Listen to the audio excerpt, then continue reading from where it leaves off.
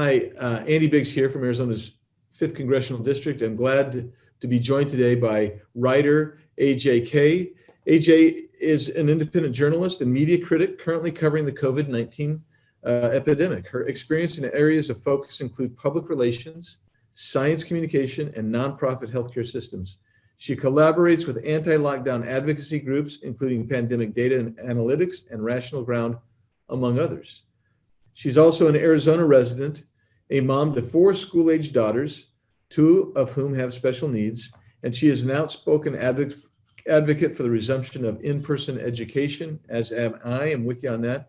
And you can follow AJ on her Twitter, which is at AJK Writer, AJKAY Writer, WRITER. So I encourage you to follow AJ there. And AJ, thanks for taking time out and joining me today. Absolutely. Thanks for having me.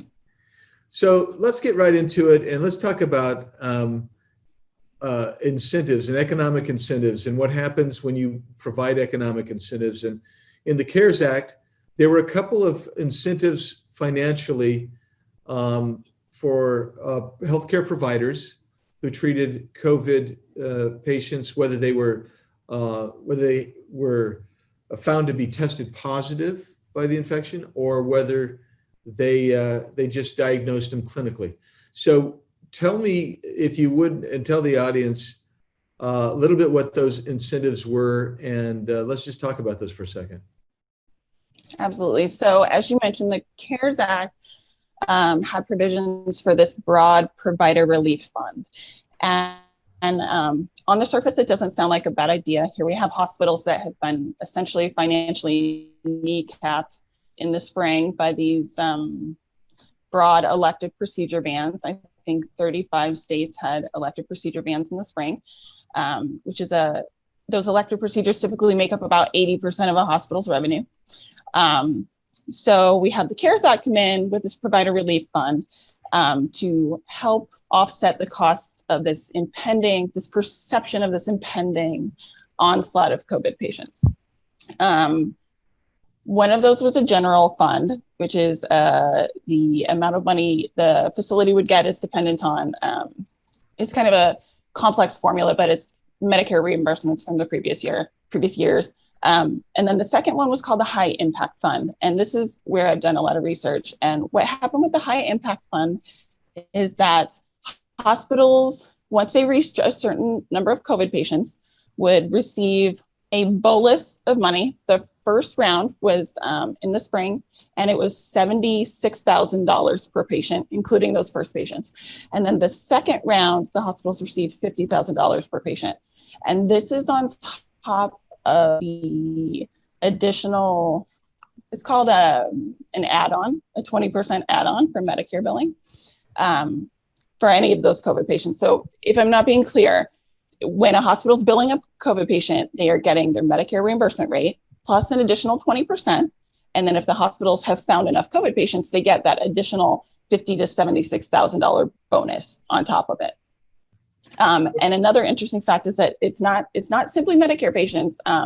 The CARES Act covers uninsured patients as well, which is a huge boon to hospitals. Right. So we have a really large amount of money. So I want to unpack a little bit about what you said for a second, and then Sure. And get to it. So you talked about the states that, and Arizona was one, that shut down elective procedures and surgeries for Right. hospitals, right? And Right. you mentioned 80% of revenue comes from that, typically. Right. So That's a ballpark, but yeah. yeah, right. It's going to vary between hospitals and whatnot. But so when we talk about elective procedures, a lot of people think, and I'll be frank with you, when I first heard about it, I thought, well, are we talking, like a nose job? Are we talking some kind of elective plastic surgery type of deal? What are we talking about? AJ, can you expand a little bit on the definition of elective surgery and elective procedures, so we get an idea of what exactly was shut down? Yeah, absolutely. And that's a really good point. I'm glad you brought it up, because there is a general misunderstanding of what an elective procedure is. A lot of people do believe that it's cosmetic surgery, and that is not at all the case. Elective procedures include everything from organ transplants to cardiac catheterizations. Basically, an elective procedure is anything that can be scheduled, but is not immediately emergent that would lead to death. So cancer resections, right. Tumor removals, cancer resections, a lot of diagnostic procedures like exploratory, and these were all set aside for a surge that, at least at that time, was not incoming, and this happened all over the country. Yeah. So at the same time you were shutting them down, you were creating shortage in staffing because hospitals at that point they lost a significant amount of revenue. They were furloughing people, and so you created a problem on one end. And then you came through, the CARES Act comes out, and we're talking, I think you said there was they continued to get the base rate of the reimbursement, right? Correct. And then they got a 20% bump up to care for a COVID patient.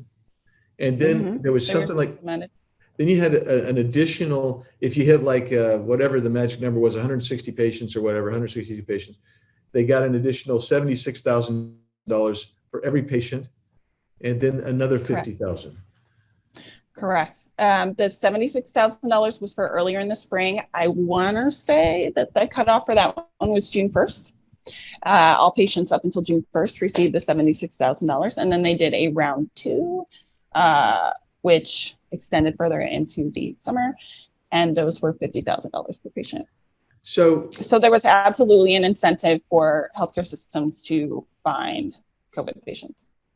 And so how much money came into certain systems? And we've got, I think there's like half a dozen pretty large hospital systems in Arizona.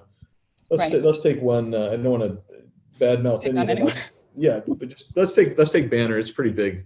What would they get like? Are we talking a $250,000 bonus? What are we talking about with these people? I would have to pull the numbers because I do have it on a spreadsheet, and it's also accessible via the Health and Human Services website. Your constituents can go on there and look and see how much particular providers have received from the high impact funding. That's publicly available data. It's in the hundreds of millions that Banner has received strictly from high impact funding, not from the general fund, not from any of the other smaller funds, but strictly from high impact. It's in the hundreds of millions. So, okay, so now you've got the incentive right here. So one, you've basically done a carrot and stick approach to incentives. You've said we're going to starve you over here on elective surgeries. And let's not even get into the public health hazards on doing that. Right. But on the other end, we're also going to say if you get somebody in, regardless of whether they have tested positive for COVID or, as the Arizona Department of Health Services now has on their webpage, seems to have COVID. What kind of incentives do you have for, and how does that color the statistical information that comes out that ostensibly policymakers are relying on? Well, first of all, anyone who enters a healthcare facility in Arizona right now is going to have a COVID test, a COVID PCR test. Well, actually, I believe maybe some use antigen, the rapid antigen, but nonetheless, you're going to have a COVID test.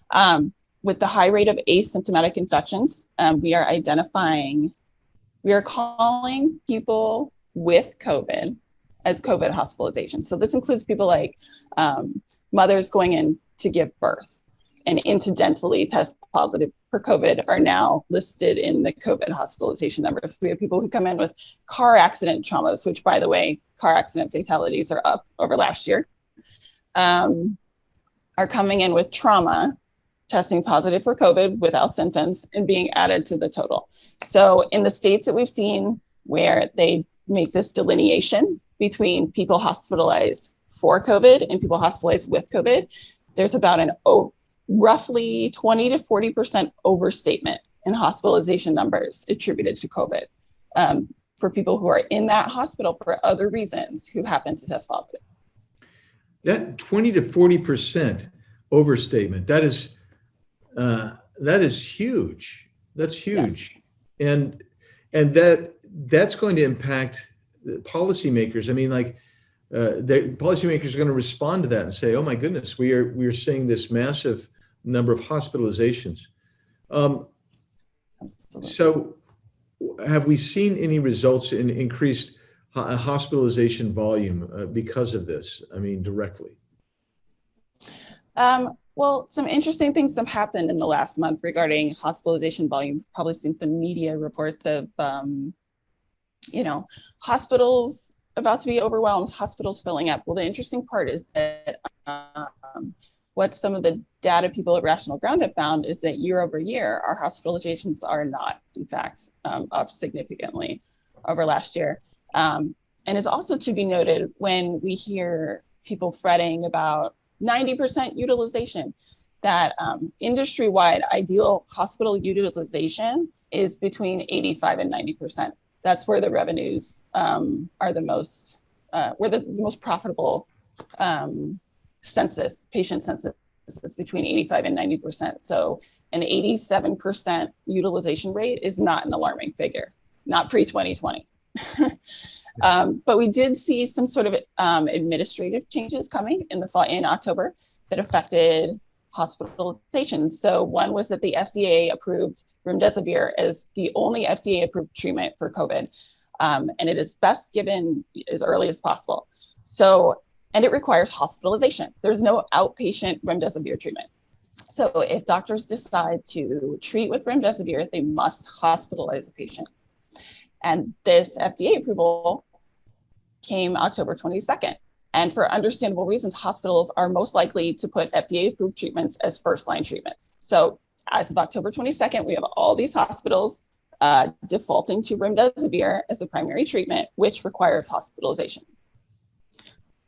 Your numbers are going to go up. Yeah. Absolutely. And that's just one. There was another, the CMS, the Centers for Medicaid and Medicare. One of the changes they made for the COVID pandemic is to waive something called utilization review. And what utilization review does is to make sure that hospitalizations are medically necessary. That has been waived. It is not a requirement for them to have that sort of second layer of insurance that these hospitalizations are medically necessary. So potentially doctors could admit people from remdesivir as a precaution that would not have otherwise been reimbursed by Medicare. That's going to drive up hospitalizations. Another one is that they made the change. They started including observation beds in the inpatient count numbers, which is fine, except it's a notable change. It increases the volume on the little tickers. AJ, so tell us what is an observation bed? I mean, okay. because that really will change the count dramatically. Absolutely.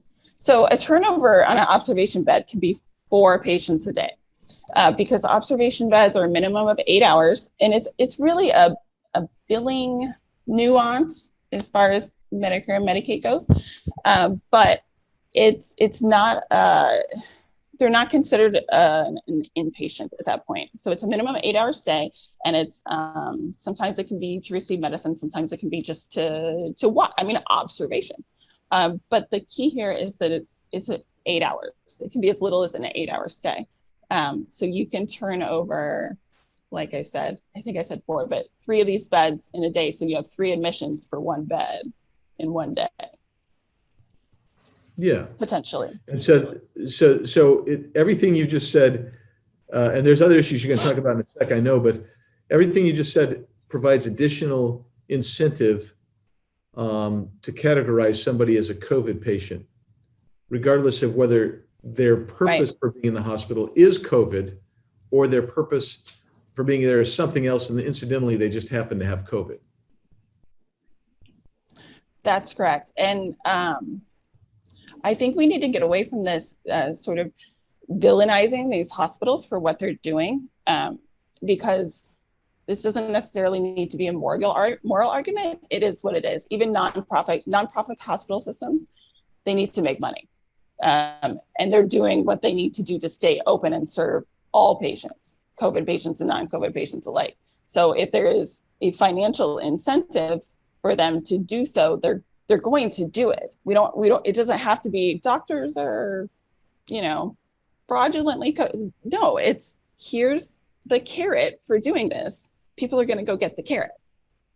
I'm with you on that, AJ. I look at it as this is a systemic problem of how government has responded to this issue, not necessarily. I agree.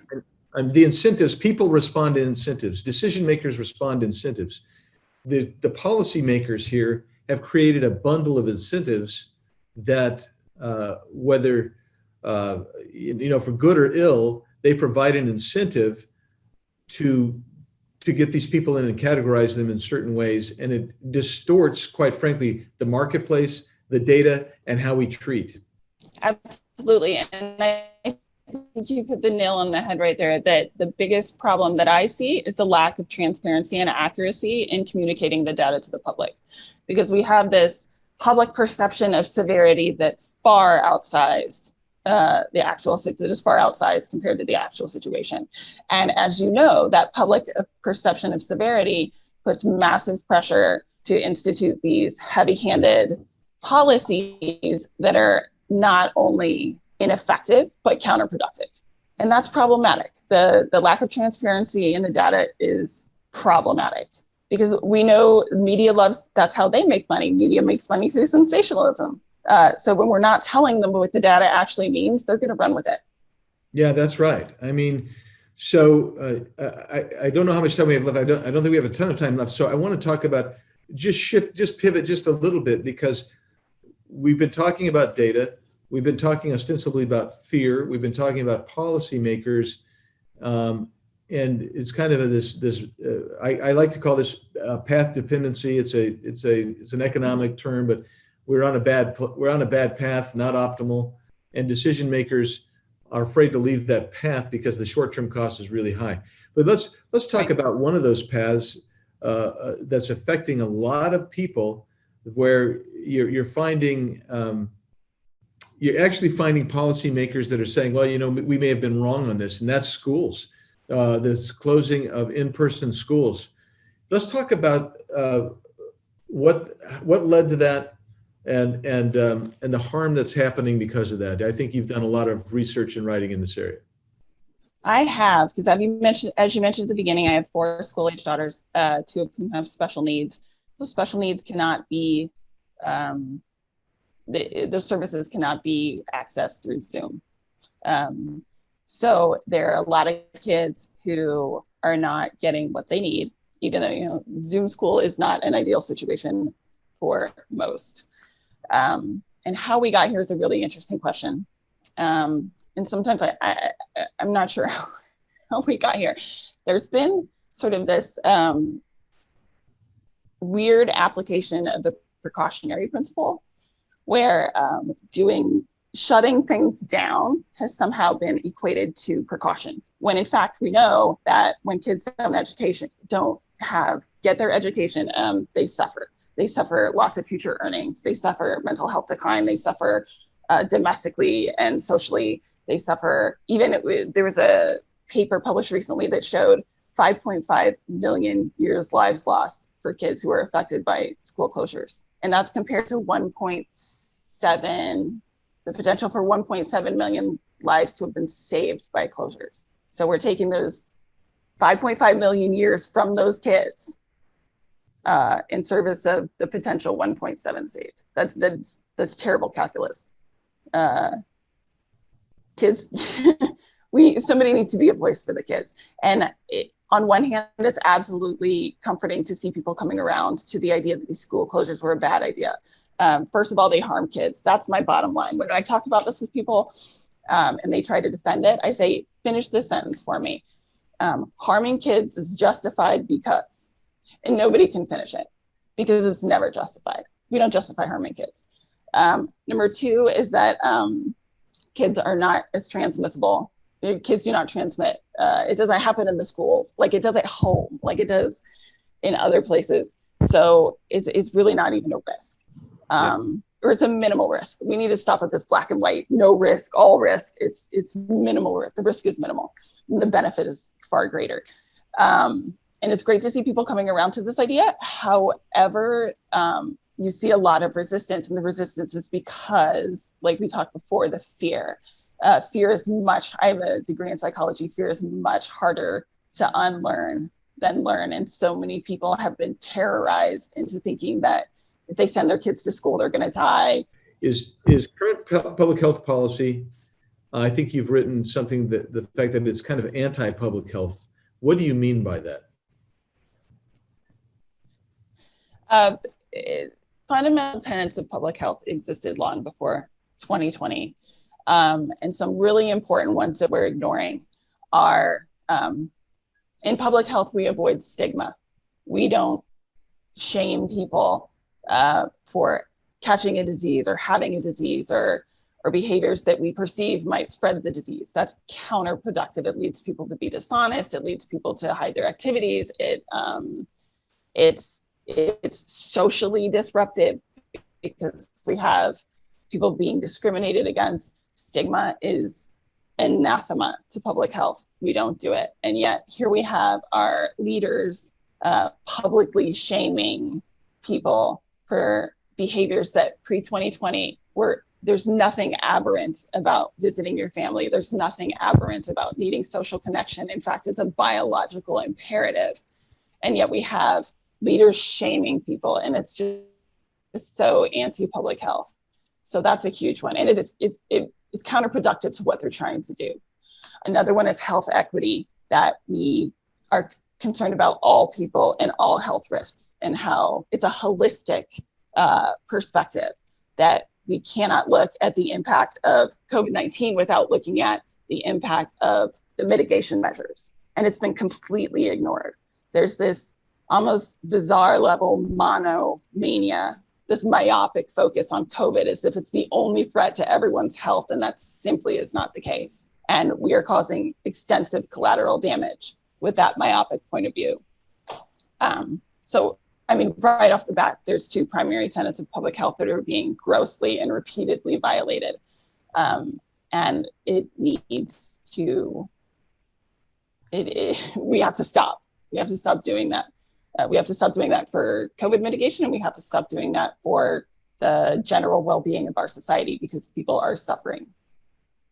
Yeah, I agree with you. And I think there are many studies out now talking about theoretical as well as actual harm that's happened in our public policy approach to this healthcare issue and public health issue. And I appreciate all that you've been doing, your writing on this and your advocacy on this. It's really important. And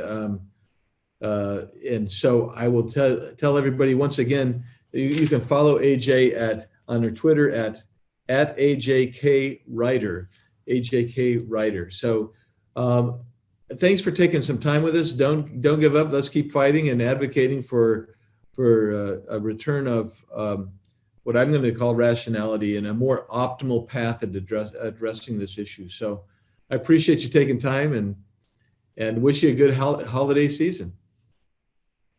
Absolutely. Same to you.